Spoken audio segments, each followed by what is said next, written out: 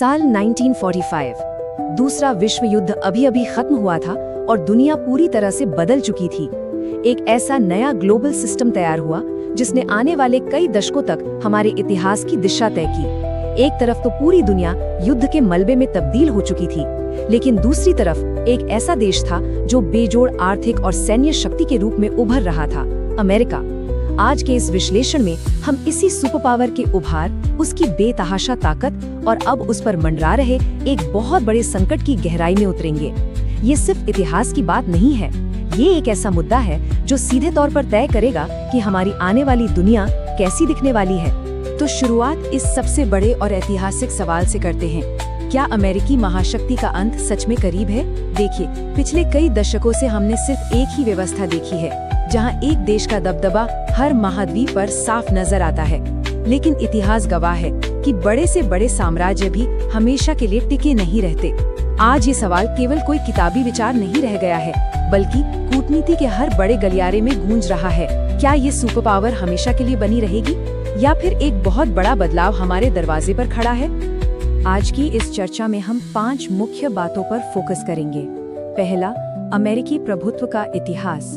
दूसरा, इस महाशक्ति की ताकत के 3 बड़े स्तंभ। तीसरा, इस सुपर पावर के सामने आ रही नई चुनौतियां। चौथा, एक बहुध्रुवीय या मल्टीपोलर दुनिया का उदय। और अंत में सत्ता के नए वितरण को समझेंगे। तो चलिए, सबसे पहले बात करते हैं अमेरिकी प्रभुत्व के इतिहास की और समझते हैं कि 1945 के बाद के युग में असल में क्या हुआ था। द्वितीय विश्व युद्ध के बाद पूरी दुनिया की अर्थव्यवस्था लगभग ठप पड़ चुकी थी और उसे एक नए इंजन की सख्त जरूरत थी, और वो इंजन बना अमेरिका। जरा सोचिए, 1945 तक पूरी दुनिया की आधी अर्थव्यवस्था अकेले एक देश की मुट्ठी में आ चुकी थी। एक तरफ अकेला संयुक्त राज्य अमेरिका और दूसरी तरफ बाकी पूरी दुनिया, दोनों का आर्थिक वजन बिल्कुल बराबर। ये सच में एक ऐसा ऐतिहासिक पल था जिसने अमेरिका को सीधे ग्लोबल कंट्रोल के एकदम सेंटर में लाके खड़ा कर दिया। और उस पल के बाद जो कुछ भी हुआ वो पिछले 80 सालों का इतिहास है। इन 8 दशकों में हमने देखा है कि कैसे एक अकेले देश ने पूरी पृथ्वी पर अपना दबदबा कायम किया। फाइनेंस की दुनिया में देखिए तो डॉलर का राज, मनोरंजन में हॉलीवुड का जलवा, टेक्नोलॉजी में सिलिकॉन वैली का दबदबा, और एक ऐसी सैन्य ताकत जिसकी धमक दुनिया के हर कोने में महसूस की जाती है। इंटरनेट से लेकर मैकडॉनल्ड्स और आईफोन से लेकर गूगल तक, ऐसा लगता है जैसे इस एक देश ने पूरी वैश्विक व्यवस्था को अपने ही सांचे में ढाल लिया है। अब आते हैं अपने दूसरे हिस्से पर। आखिर इस बेजोड़ वैश्विक पकड़ के पीछे राज क्या है? आइए समझते हैं इस ताकत के 3 अहम स्तंभ। इस अभेद्य दिखने वाले प्रभुत्व के पीछे कोई जादू नहीं, बल्कि एक बहुत ही सॉलिड सिस्टम है, और इसका पहला और सबसे बड़ा हथियार है वित्तीय नियंत्रण। 80%। ये कोई मामूली नंबर नहीं है, बल्कि आज की दुनिया की नब्ज है। आज भी ग्लोबल ट्रेड का 80% से ज्यादा हिस्सा सिर्फ और सिर्फ अमेरिकी डॉलर में होता है। इसे पेट्रो डॉलर सिस्टम भी कहते हैं। इसका सीधा सा मतलब ये है कि अगर किसी भी देश को इंटरनेशनल मार्केट से कच्चा तेल खरीदना है तो उसे डॉलर चाहिए ही चाहिए। इसी निर्भरता की वजह से अमेरिका के पास एक गजब की ताकत है कि वो जब चाहे किसी भी देश पर कड़े आर्थिक प्रतिबंध लगाकर उसकी अर्थव्यवस्था को घुटनों पर ला सकता है। ये तो हुई पैसों की बात। अब ये वित्तीय पकड़ एक दूसरी ताकत को जन्म देती है, जिसे हम सॉफ्ट पावर कहते हैं। इसे अमेरिकनाइजेशन भी कहा जाता है। कमाल की बात ये है कि ये दबदबा केवल हथियारों से नहीं बनता, बल्कि ये हमारे और आपके रोजमर्रा के जीवन का हिस्सा बन चुका है। लोग लेवाइस की जीन्स पहनना पसंद करते हैं, मैकडॉनल्ड्स का बर्गर खाते हैं, हॉलीवुड की फिल्में देखते हैं और एप्पल के फोन का इस्तेमाल करते हैं। ये सांस्कृतिक नियंत्रण का एक ऐसा अदृश्य जाल है जो पूरी दुनिया को एक ही लाइफस्टाइल में बांधता है। इसे किसी पर थोपा नहीं जाता, बल्कि लोग इसे खुद अपनाते हैं। और तीसरा स्तंभ है सीधी मिलिट्री पावर। इसे ऐसे समझिए कि अमेरिका हर साल अपनी सेना पर इतना पैसा खर्च करता है जितना उसके बाद के अगले 9 से 10 देश मिलकर भी नहीं कर पाते। ये एक ऐसा रक्षा बजट है जो एक ऐसी सैन्य मशीनरी को जन्म देता है जिसका आमने सामने मुकाबला करना किसी भी देश के लिए लगभग नामुमकिन है। इतने भारी भरकम बजट का नतीजा क्या है? एक विशाल मिलिट्री नेटवर्क। आज की तारीख में अमेरिका के पास 80 से अधिक देशों में 750 से भी ज्यादा सैन्य अड्डे मौजूद हैं। जब हम इन मिलिट्री बेस के नेटवर्क को डॉलर की ताकत और हॉलीवुड के कल्चर के साथ जोड़कर देखते हैं तो ये सुपर पावर सच में एक अभेद्य किले की तरह नजर आती है, एक ऐसा सिस्टम जिसे बाहर से हिला पाना असंभव सा लगता है। लेकिन जैसा कि हमने पहले कहा, कोई भी साम्राज्य हमेशा के लिए नहीं टिकता। अब हम बात करेंगे महाशक्ति के सामने उभर रही नई चुनौतियों की। दुनिया अब पलटवार कर रही है। ये पलटवार मुख्य रूप से 2 मोर्चों पर हो रहा है। आर्थिक मोर्चे पर चीन एक बहुत ही बड़ी चुनौती बनकर सामने आया है। अपने बेल्ट एंड रोड इनिशिएटिव के जरिए चीन ने एशिया, अफ्रीका और यूरोप तक इंफ्रास्ट्रक्चर का एक इतना विशाल जाल बिछा दिया है जो उसे एक नया ग्लोबल ट्रेड हब बना रहा है। और दूसरी तरफ भू राजनीतिक मोर्चे पर रूस सीधे तौर पर अमेरिका को मिलिट्री और स्ट्रैटेजिक लेवल पर चुनौती दे रहा है। साफ सी बात है, ये देश अब पुरानी व्यवस्था के आगे सिर झुकाने को तैयार नहीं है। और सबसे बड़ा खतरा मंडरा रहा है डॉलर के राज पर, जिसे आज की भाषा में डी-डॉलराइजेशन कहा जा रहा है। ब्रिक्स देश, जिसमें ब्राजील, रूस, भारत, चीन और दक्षिण अफ्रीका शामिल हैं, अब बहुत ही सोचे समझे तरीके से डॉलर को साइडलाइन करके अपनी खुद की स्थानीय मुद्राओं में व्यापार करने लगे हैं। ये अमेरिकी फाइनेंशियल सिस्टम की जड़ों पर सीधा वार है। सोचिए, अगर दुनिया ने डॉलर का कोई ठोस विकल्प खोज लिया तो अमेरिका का सबसे बड़ा हथियार काम करना बंद कर देगा। लेकिन रुकिए, शायद इस महाशक्ति को सबसे बड़ा खतरा बाहर से नहीं बल्कि खुद अपने भीतर से है। 34 ट्रिलियन डॉलर, ये वर्तमान अमेरिकी राष्ट्रीय कर्ज का आंकड़ा है।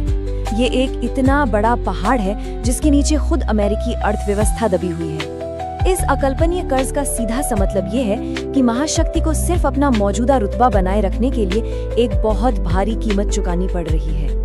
और ये भारी आर्थिक बोझ अब गहरे सामाजिक संकट का रूप ले रहा है। देश के अंदर राजनीतिक ध्रुवीकरण अपने चरम पर है। बंदूक हिंसा यानी गन वायलेंस लगातार बढ़ रही है और समाज के बीच की खाइयां चौड़ी होती जा रही हैं। ये आंतरिक दरारें इस सुपर पावर को अंदर से कमजोर कर रही हैं। ये एक सच्चाई है कि जो देश अंदर से इतना बटा हुआ हो, उसके लिए पूरी दुनिया का नेतृत्व करना दिन ब दिन मुश्किल होता जाता है। इसी के साथ हम आते हैं एक बहुत ही अहम मोड़ पर, बहुध्रुवीय विश्व या मल्टीपोलर वर्ल्ड का उदय। इसका मतलब है एकाधिकार के युग से आगे बढ़ना। जब पुरानी महाशक्ति कमजोर पड़ने लगे और नई ताकतें तेजी से उभरें, तो दुनिया बहुध्रुवीय बन जाती है। इसका सीधा सा मतलब ये है कि 21वीं सदी में किसी एक देश की मनमानी नहीं चल सकती। आज कई देश इतने मजबूत हो चुके हैं कि उन्हें ना तो पूरी तरह से दबाया जा सकता है और ना ही कंट्रोल किया जा सकता है। ये एक अकेली महाशक्ति के युग का अंत और एक नए शक्ति संतुलन की शुरुआत है। लेकिन यहाँ एक बहुत ही दिलचस्प पेंच है। कोई भी नई ताकत सीधे तौर पर अमेरिका को पूरी तरह खत्म क्यों नहीं कर देती? इसे सहजीवी जाल या सिम्बायोटिक ट्रैप कहा गया है। दरअसल अमेरिकी अर्थव्यवस्था की जड़ें ग्लोबल मार्केट में इतनी गहराई तक फैली हैं कि अगर अमेरिका डूबा तो वो अपने साथ पूरी दुनिया को एक भयानक मंदी में खींच लेगा। इसलिए दुनिया अमेरिका का दबदबा तो कम करना चाहती है, लेकिन उसे पूरी तरह तबाह करने का रिस्क कोई नहीं लेना चाहता। और इसी नए माहौल में एक नई आवाज उभर कर सामने आ रही है, ग्लोबल साउथ की आवाज।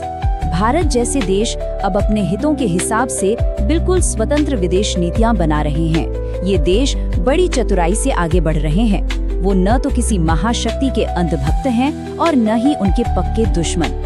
वे हर मुद्दे पर अपनी शर्तों के आधार पर फैसले ले रहे हैं और ये चीज इस बहुध्रुवीय विश्व के ढांचे को और भी ज्यादा मजबूत बना रही है। अब हम इस चर्चा के आखिरी हिस्से में पहुंच चुके हैं, सत्ता का नया वितरण और हमारा साझा भविष्य। आज की सच्चाई ये है कि वैश्विक सत्ता अब किसी एक राजधानी तक सीमित नहीं है। बड़े फैसले अब सिर्फ वॉशिंगटन से थोपे नहीं जाते, बल्कि उनका असर अब बीजिंग, नई दिल्ली, मॉस्को और ब्रुसेल्स जैसे कई नए सत्ता केंद्रों से होकर गुजरता है और वहीं से संतुलित होता है। पावर अब किसी एक जगह रहने के बजाय दुनिया भर के इन अलग अलग केंद्रों में बंट चुकी है। तो अगर हम इस पूरे विश्लेषण को एक लाइन में समेटें तो ये कहा जा सकता है कि किसी एक देश के पूर्ण आधिपत्य का युग अब धीरे धीरे खत्म हो रहा है। अमेरिका शायद अब दुनिया का इकलौता बॉस नहीं रहा, लेकिन इसका मतलब ये बिल्कुल नहीं है कि उसका खेल खत्म हो गया है। वो आज भी इस नए साझे ग्लोबल सिस्टम का एक बहुत ही प्रमुख खिलाड़ी है। आज की दुनिया अब हुक्म चलाने से नहीं बल्कि संतुलन और साझेदारी से चलने की मांग करती है। और इसी के साथ हम आज के इस विश्लेषण को एक बहुत ही गहरे सवाल के साथ खत्म करते हैं, जिस पर हम सबको सोचना चाहिए। क्या अगले 20 सालों में डॉलर का राज सच में पूरी तरह खत्म हो जाएगा? क्या कोई नई व्यवस्था इस पुराने ढांचे को पूरी तरह उखाड़ फेंकेगी, या फिर ग्लोबल इकोनॉमी कोई बिल्कुल नया मोड़ लेगी? ये एक ऐसा सवाल है जिसका जवाब भविष्य के हर बड़े राजनीतिक और आर्थिक फैसले की रूपरेखा तय करेगा। आज के लिए इस विश्लेषण में बस इतना ही। इस दिलचस्प और जटिल विषय पर हमारे साथ जुड़ने के लिए आपका बहुत बहुत धन्यवाद।